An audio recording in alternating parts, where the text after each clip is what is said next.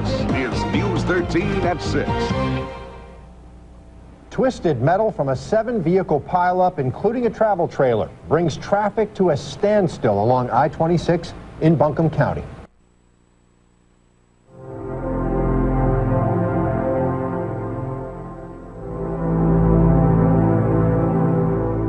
As a motor vehicle accident on I-26, which sounded very severe, and what I mean by that is involving a tractor trailer and, if I recall it correctly, several other vehicles.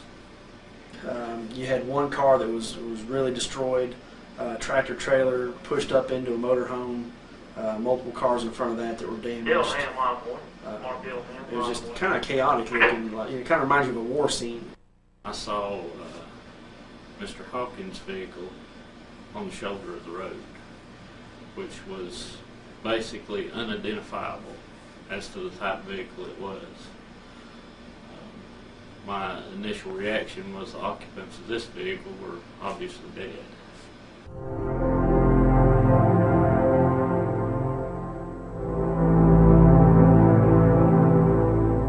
Got there and we saw the white SUV, the back end was crushed, and we pulled up beside it. We normally park in front of the wreck so we don't get blocked in. And saw the whole front end was pushed in towards the driver's side, and the engine compartment was basically laid open towards the front. So we knew it was a serious wreck off of that. He was trapped with basically the dash being pushed down on his legs, and with his feet were also entangled with the brake pedal and the gas pedal, and it looked like that the impact was so hard that it had pushed his knees up into the dash. He was as close to dead as he could be without being there. I entered his vehicle from the passenger side and began life support measures. His feet looked semi-entangled up under the dash. We took great care in rolling the dash up off of him, and then from that point there's bone fragments on the floorboard, there's bone fragments into the dashboard, jutted slammed into the dashboard. We cut his clothes off of him. That's when we saw his thigh was all had a big hole just above his left knee, and his thigh was probably 3 to 4 times bigger than the other thigh, which led us to believe there was a lot of accumulated blood, and that something had either gone in or come out of the leg. We found approximately 3 to 4 inch shard, which we figured out was the femur, laying on the ground. Then we also found a smaller piece in the dash. He said the pain hurt him so bad he felt as if he were going to pass out again. It was excruciating. He was given pain medication on the scene 2 to 3 times during this 45-minute period, which wasn't affecting him. The fact that he was pinned in there, our hands were tied as to what we could do. What else can we do for you, while we're sitting here, until we can get this vehicle unwrapped around your legs.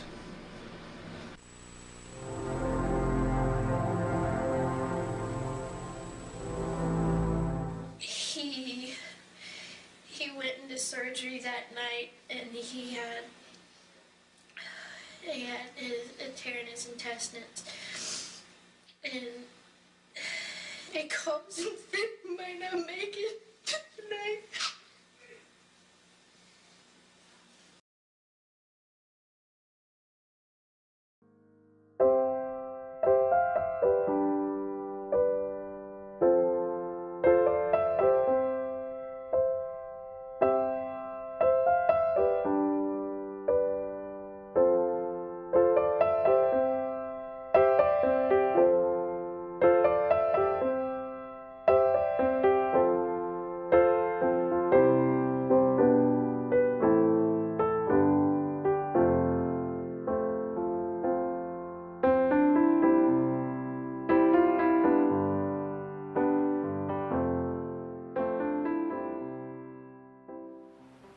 My name is Mary Ann Carth, and I'd like to tell you a story that I think is important for you to hear that actually I wish I wasn't telling, but it's about my family, and I have 9 children. The we moved with the three youngest of our children from Texas to North Carolina in the fall of 2012. Analia was 17 at the time, Mary 13, Caleb 15. And that Christmas, our children who were college students back in Texas came home for Christmas break, and we were excited when our oldest daughter announced that she had gotten engaged and planned to get married on May 11th. So we planned a big trip back to Texas in May because not only was she getting married, but 4 of them were graduating from college, so we were going to have a big family celebration. Rebecca asked me to sew her wedding dress, so we bought the material for that. And that winter and spring proceeded to sew that and marry the 13-year-old. She modeled the dress so that we could send pictures back to Rebecca as the process went on. And then we made our plans, and on May 4th, I left with the 3 kids in our Crown Vic. My husband Jerry stayed back in North Carolina to work for that week, and then he was going to fly out on Friday for the rehearsal dinner, and the Saturday was wedding. We got in Georgia on I-20 and came upon slow traffic that afternoon. We slowed down, and unfortunately a truck driver, for whatever reason, did not slow down. He hit us. It spun our car around and sent us backwards into the back of a tractor trailer ahead of us. The underride guard on the back of the trailer came right off in the back of the car, went under the truck, and Analia and Mary in the back seat were injured. Analia died on the scene, and Mary a few days later from her injuries. All 4 of us had to be taken out with jaws of life. I was in the hospital for a week. Caleb, in the front seat with me, was discharged from the hospital that night with a minor concussion. The difference was, which I learned later, was because the truck came into the part of the car where Analia and Mary were. It did not come into Caleb and my part.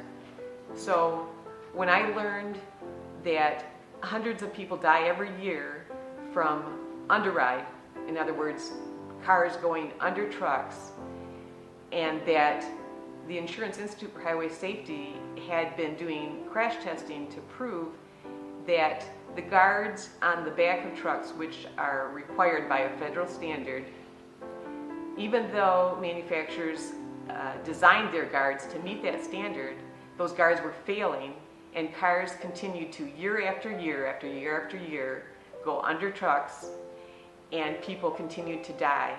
And that there was technology that actually could prevent that, but that the Department of Transportation was not requiring it, and the trucking industry was not moving ahead to put those on.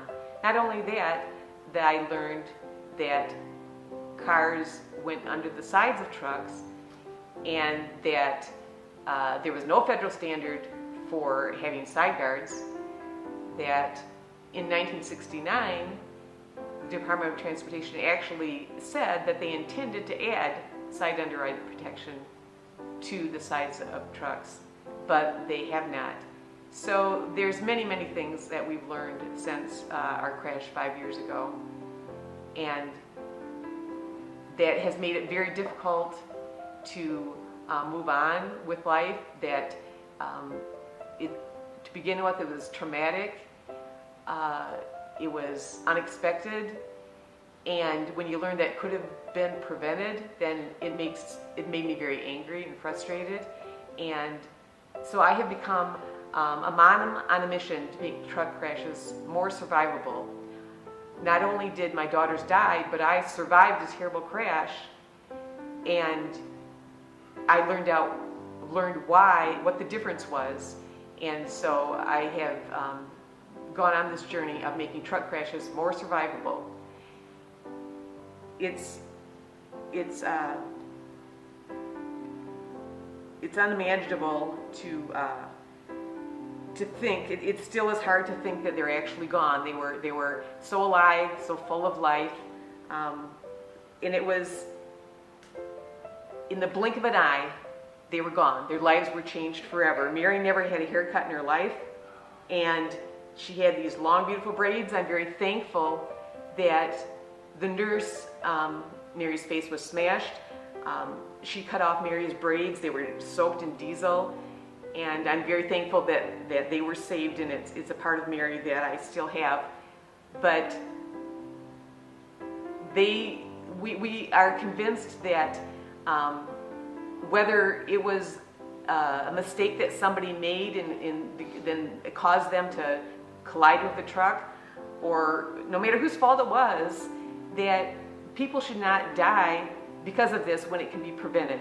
And that's what we're trying to change.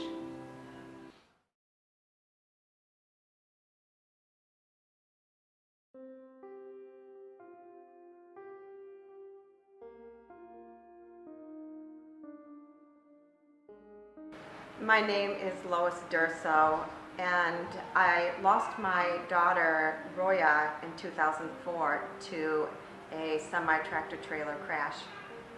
Her fiance was driving. They were only going about 30 to 35 miles an hour when, because of road conditions, her fiance started sliding on the road. He hit some black ice, and their car, it was a BMW, had all the bells and whistles with safety equipment, slid underneath the side or the body of the semi-tractor trailer. The truck driver dragged the trailer for a period of time before he was able to stop. He did not know that a car was under his trailer. He said that he felt just a bump. By the time that it was done, my daughter was crushed to death by the rear tire of the trailer, and she didn't make it to the hospital alive. Her fiance, on the other hand, because his part of the car didn't go under the trailer, he walked away from the crash and didn't have just many injuries, just very minor injuries, scratches, and so on. And so what I learned is that it's not the crash that kills, it's the underride. My daughter was 26 years old. She was beautiful. She had a great heart, did so many good things for a lot of people. She had friends that loved her and family that loved her, and she's gone. She had so many talents, and we'll never be able to see all the things that she could have accomplished. She had this contagious smile, and it just her presence, she had a glow about her, and she made everyone happy.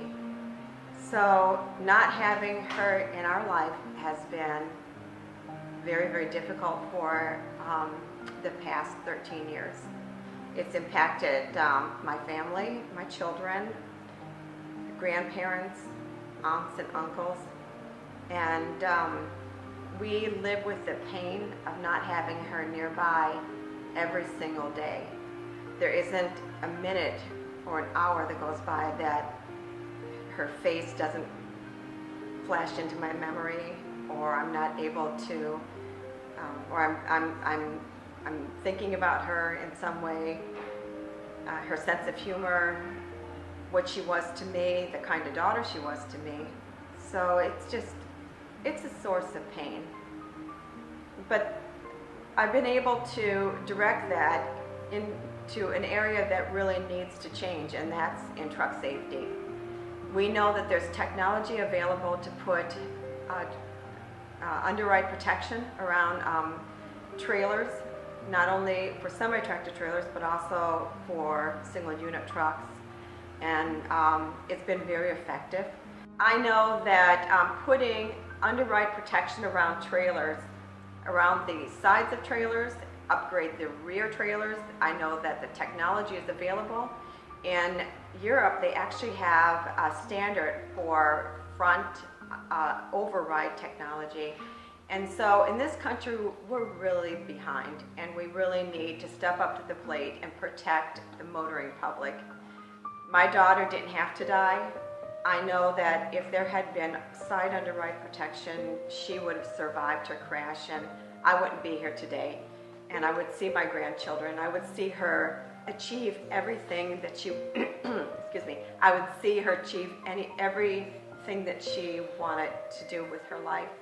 And as it stands now, the only thing I have is to go to her gravesite and put flowers on her gravesite, and I would never want that to happen to any parent. And so I'm just asking that you would support the Stop Underrides Act of 2017.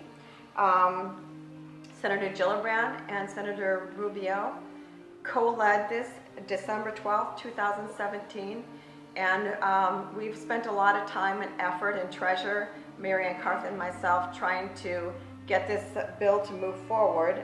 This is my daughter Roya, and there's Analia and Mary.